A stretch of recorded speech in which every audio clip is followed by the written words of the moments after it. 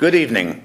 My name is Gary Greenberg, and for the next 8 weeks, I will be presenting a series of programs titled Motivational Mastery, or How to Get Motivated and Stay Motivated on a Daily Basis. Zig Ziglar once said, "People say motivation doesn't last. Well, neither does bathing. That's why I recommend it daily." I am going to lead you on a journey, an adventure, a safari, a tour of the mind to help you move forward to achieve your goals and become the person you were meant to be. Earl Nightingale once said, "Success is the progressive realization of a worthy ideal, a worthy goal. All I ask is that you keep an open mind, because the mind is like a parachute. When it's open, it works. When it's closed, it doesn't." Each weekly program will lead you to the next step up that ladder of self-improvement. How to get from where you are to where you haven't been yet, to where you want to go, and most important, to who you want to become. On occasion, I will have special guests relating to the topic being discussed that week. My goal tonight, my purpose tonight, is to show you how to motivate yourself daily, utilizing your own unique abilities and the unique person, the unique individual that is you. Our uniqueness, in fact, it's a scientific fact that genetically we are all born unique. Our uniqueness is marked by our DNA. We are a one-time phenomenon in the universe. Our exact genetic makeup has never occurred before, nor will it ever be repeated. The Greek poet Pindar, who I just heard about a few months ago, interesting story. Alexander the Great, when he destroyed Greece, left two things standing, the temple and Pindar's house. He must have been a pretty good poet. Pindar wrote some 2,500 years ago, "Become who you are by learning who you are." I moved to Boca Raton, Florida, from New York about 2 years ago. For the past 30 years, I have started various types of businesses. And for the last 7 years, I have been a single parent to my son, Evan. As competitive and cutthroat as the business world can be sometimes, there is no harder job than raising a child. There is no harder job than being a parent. About a year ago, at age 62, I had hit a crossroads in my life, or I had hit that proverbial fork in the road, or as Yogi Berra once said, when you get to the fork in the road, take it. After some self-examination and self-introspection, I decided I could either be semi-retired, take it easy down here in the paradise of Boca Raton, or go, as the Olympians say, go for the gold. And I had felt that even though I've accomplished a lot in my life, that there was still something missing, and that it was really now or never. And I decided that it was never too late for me to become the person I was meant to be. I had spent many years giving sales training, motivation talks, workshops, entrepreneurial seminars within the fabric of the corporate world. But at that moment of self-realization, I decided that I wanted to become the motivational speaker for the general public. Not for Wall Street, but for Main Street. Not for the boardroom, but for the classroom. Not for the 1%, but for the 99%. And I realized that my true passion and my real purpose in life was to help others overcome their fears, overcome their barriers, overcome their obstacles on the way to becoming the person they were meant to be. Og Mandino, author of about 20 books on business, sales, inspiration, wrote, "We are not on this earth by chance. We are here for a purpose, and that purpose is to grow into a mountain and not shrink to a grain of sand." Tonight's initial program is titled Carpe Diem, Seize the Day, or How to Begin Your Path of Self-Improvement on a Daily Basis.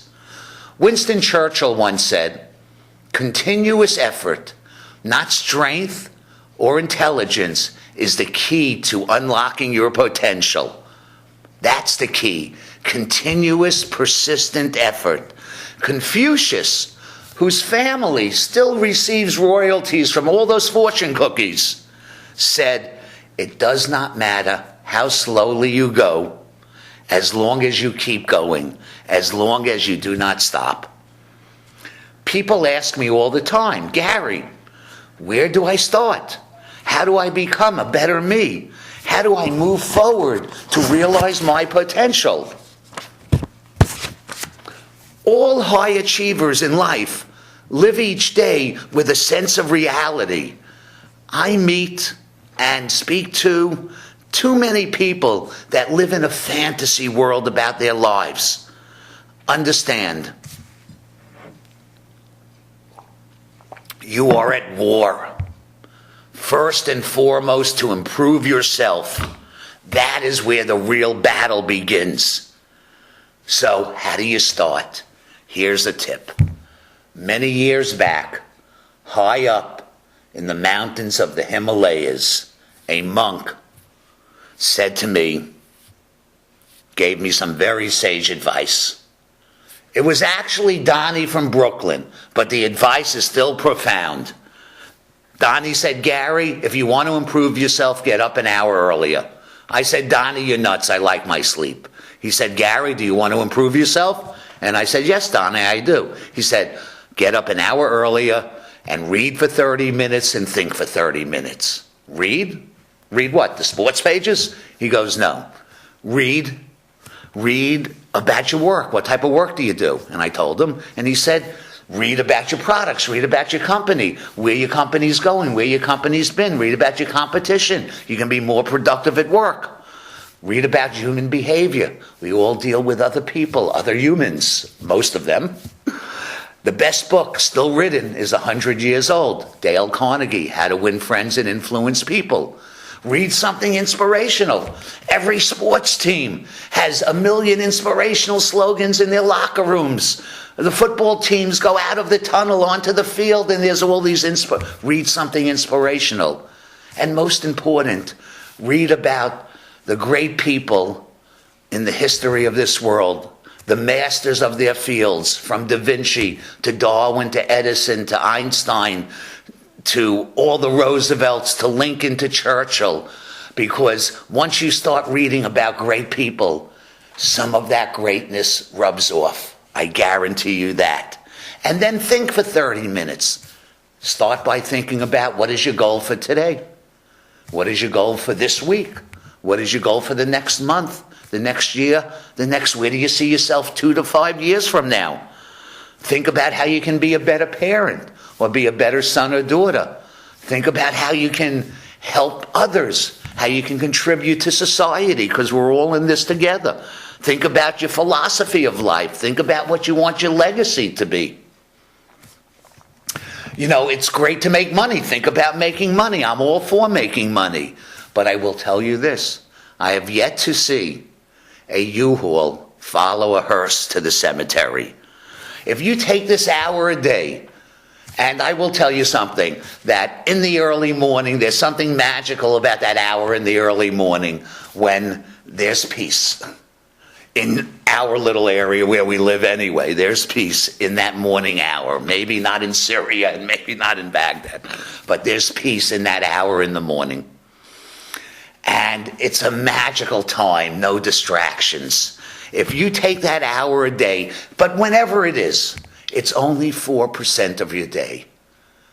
Do you realize that you spend 10% of your day eating? And that you are spending twice as much time feeding your stomach as you are feeding your mind. Now, if you add in the third of the day that you're sleeping to the 10% of the day that you're eating, you're spending almost half your life eating and sleeping and sleeping and eating and sleeping. Reminds me of a story.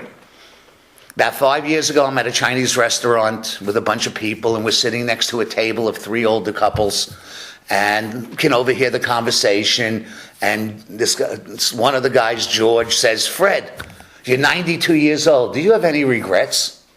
And Fred looks at him and says, "I've been a neurosurgeon my whole life. I've had a great career. I've saved countless lives. I've helped thousands of people. I have a lovely wife, Doris, of 64 years. I have great kids, great grandkids. But I do have one regret. And that is, I wish I had gotten up an hour earlier every day. I could have done so much more." And that reminded me of the ending of Schindler's List, for those of you that have seen it. Oskar Schindler is now fleeing the Allies, and he's surrounded by the 1,300 plus Jews that he has saved. And he's saying, "I could have saved," he's on the ground sobbing and saying, "I could have saved more lives." And they say to him, "Oskar, you've done so much. In generations to come, there will be tens of thousands of us because of you." And he says, "This pen could have saved another life. This Nazi lapel, this Nazi pin could have saved 5 more lives. I threw away so much money. I could have done so much more." So don't go through life. Don't be on your deathbed saying, "I could have done so much more." You must live your life each day on death ground. Now, what do I mean by that? All of you have heard the sayings, enjoy the moment, the present is a gift. Live each day as if it's your last. True story about Steve Jobs. When Steve Jobs was very young, before he was the Steve Jobs we know, he was at a seminar, a full-day seminar, and a few rows to the side of him was this pretty girl, but he didn't have the nerve to go up to her. Now the seminar's coming to a close, and he says to himself, "If today was my last day on earth, what would I do?" And he went up to her, and the rest is history for 2 reasons. One, she became his wife, and secondly, if not more important, is that he lived every day after that by getting up and saying, "If today's my last day, how much can I accomplish?" John Wooden, the greatest college basketball coach of all time from UCLA, once wrote a book called "Make Every Day Your Masterpiece." And my Uncle Al from Long Beach, New York, who was a Marine and fought on Guadalcanal. And for any veterans or current service people, we applaud you. Thank you. He once told me many years after the war, when he could finally open up about his war experiences, he said, "Gary, when soldiers survive a brush with death, they feel an exhilaration that they want to have again." And I said to him, "Al, you're nuts. They want to have it again?" He goes, "Yes, because life has more meaning in the face of death." So, but what you have to do is you have to challenge yourself. You have to take some risks. You have to get out of the quicksand. You got one foot stuck in quicksand, and get out of it before the other foot's in there.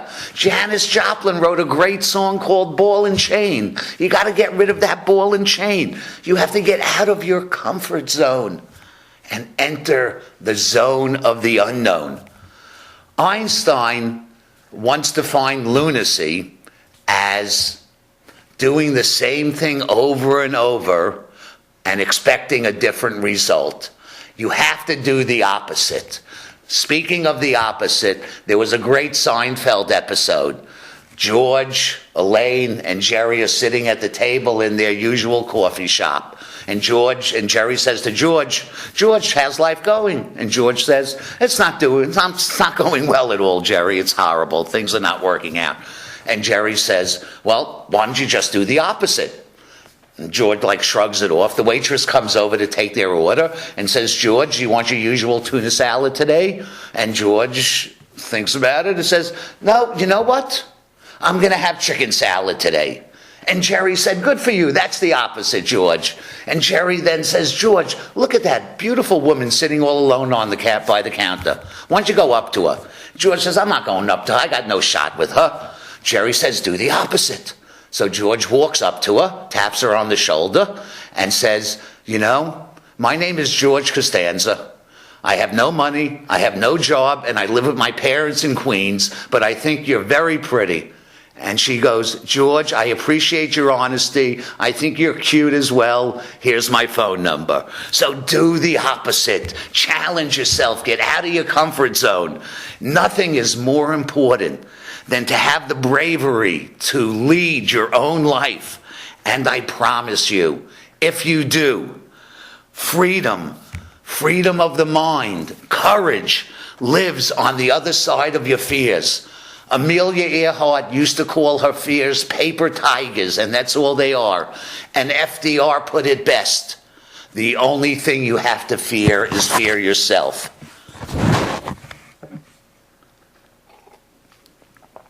On August 28th, 1963, about 52 plus years ago, Dr. Martin Luther King Jr. gave the second greatest speech in American history. The greatest speech in American history is less than 250 words and was given in 1:53 by Abraham Lincoln, the Gettysburg Address. But Dr. Martin Luther King, on that hot, steamy August day in Washington, in front of 250,000 people, spoke for hours, but delivered the four most powerful, the four most inspirational, the four most motivational words that were ever given in a talk that changed a nation. I have a dream. And every one of you must get a dream, must have a dream, must have a passion, must have a vision, must have a purpose. But a dream is no good without a set of goals to achieve it. Without any goals, you are like a ship without a rudder, just lost at sea, just floating around with no direction. Understand, the brain is a goal-seeking mechanism. Think of a shark. What is a shark? A shark is nothing more than an eating machine, an eating mechanism. During the filming of Annie Hall, they asked Woody Allen what his view was on relationships, and that's what the movie is about. And Woody Allen said, relationships are like sharks. If they're not moving forward, they die.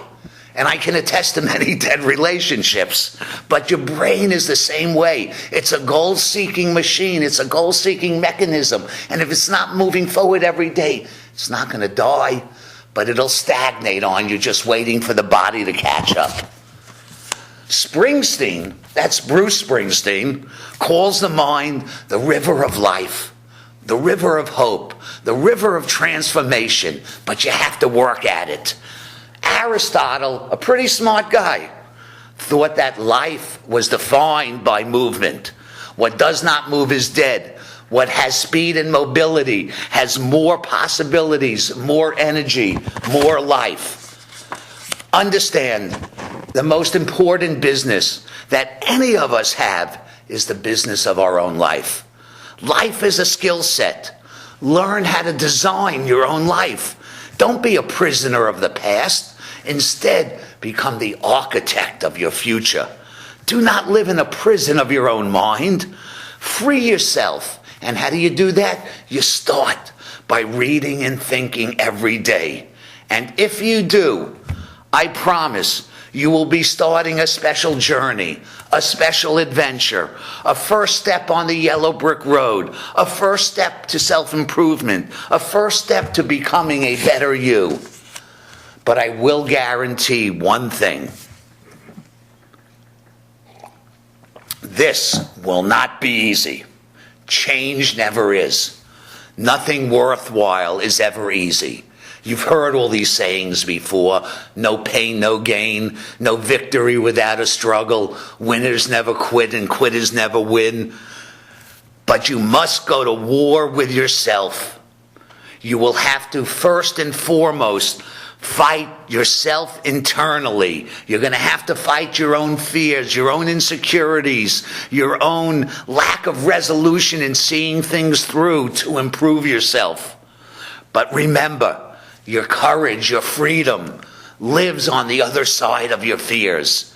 Then you will have to deal with all the external negative forces around you, such as family, friends, and co-workers who will tell you you're nuts. Be happy where you're at. What do you think you're trying to do? Don't listen to them. Ignore them. Just work on becoming a better you. Remember, it's never too late to become the person you were meant to be. You only live once, so make the most out of it. I have been on this journey for about a year, and I am no different than any of you. Just ask my friends and family. I have my good days, my not so good days.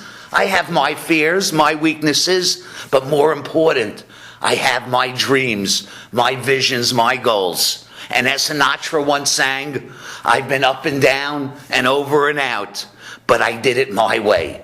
So, all you have to do is do it your way. And it starts with self-examination. Self-examination is the first step to a better you, to personal growth, to personal greatness if desired, because personal greatness resides in all of us. We're all born with greatness. You know, Tony Robbins, I think his second or third book was a great title, Awaken the Sleeping Giant Within You. If you take this path of self-examination, this path of self-awareness, this path of self-remembrance, this path of self-enlightenment, trust me, it's an amazing feeling. It's like having a second youth. It's like being on a magical mystery tour. James Thoreau, the great writer, once wrote, "Most men lead lives of quiet desperation. Everyone dies, but so few of us really live." So live your potential now. The Chinese say it so well. The best time to plant a tree was 20 years ago, but the second best time is today. And Shakespeare wrote, "As a man thinketh, to thine own self be true." So be yourself. That's your gift to the world. Because, guess what, folks? Everyone else is taken.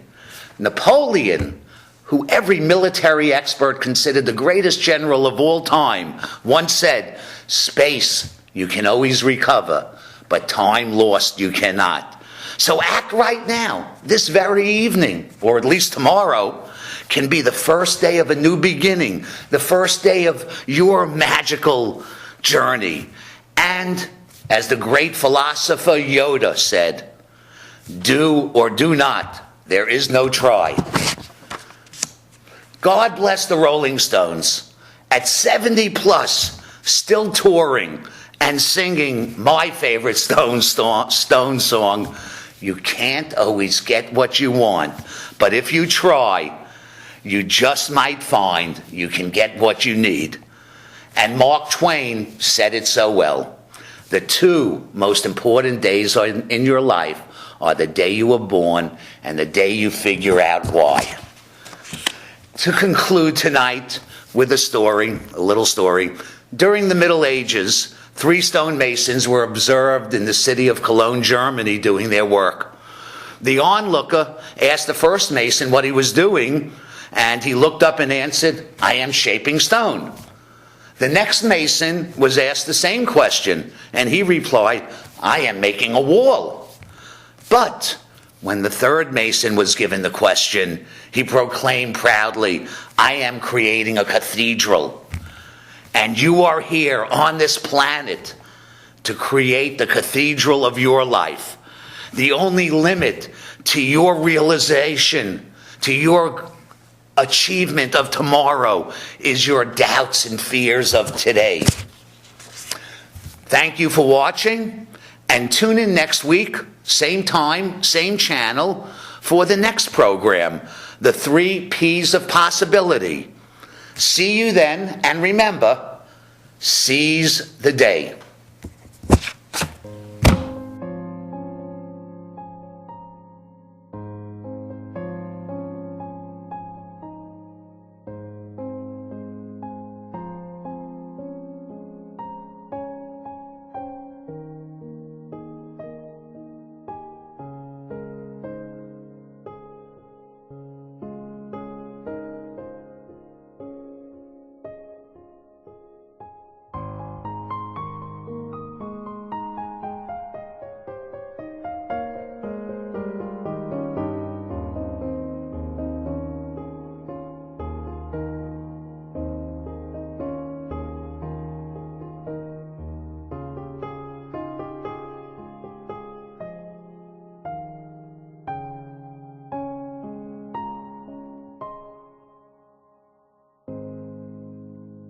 Chris Everett, and you're watching WRPB. You got it. TV. ITV, but you were close enough. ITV, wait. RPB. Yeah. Hi, I'm Chris Everett, and you're watching RPB. ITV. Oh, you're close enough. Oh, hi, Chris Everett. Hi, I'm Chris Everett. You're watching WRPB. TV. Thank you, Chris. Hi, I'm Chris Everett. You're watching WRPV. ITV. All right, go. You have so much to do. Thank you so much, Chris. Okay. You know what 2:30 in the afternoon feels like, right? Sleepy? Groggy? Dying for a nap? What do? Run for the coffee? Grab a soda? But how long does that last before you're back for more? Try this instead. Take one 5-hour energy, then see what the rest of your day feels like. Sure won't feel like 2:30 anymore. Or 3:30. Or 4:30. 5-hour energy. Hours of energy now, no 2:30 feeling later.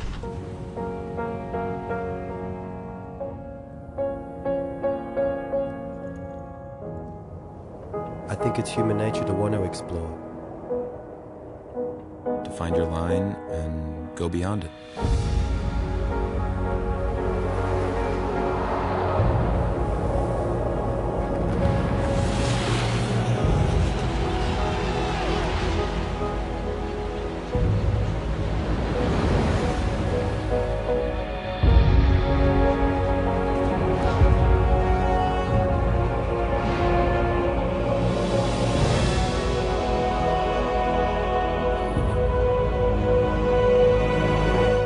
The only limit is the one you set yourself.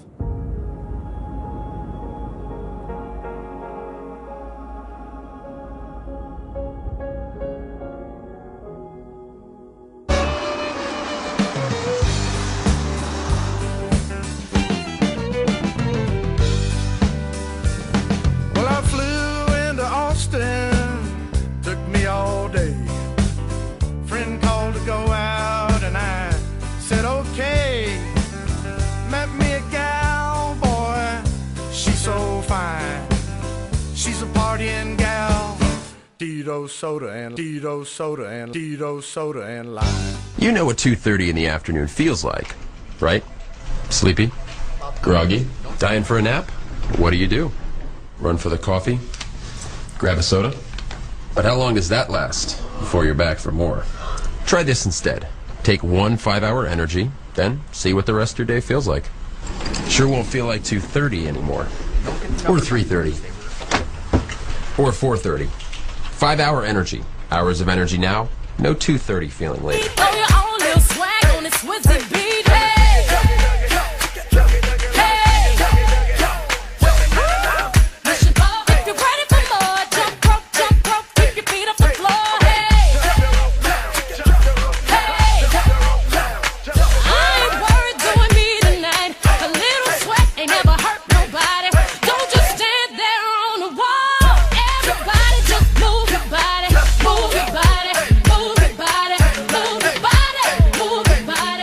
Wow, what was I thinking? This hurts.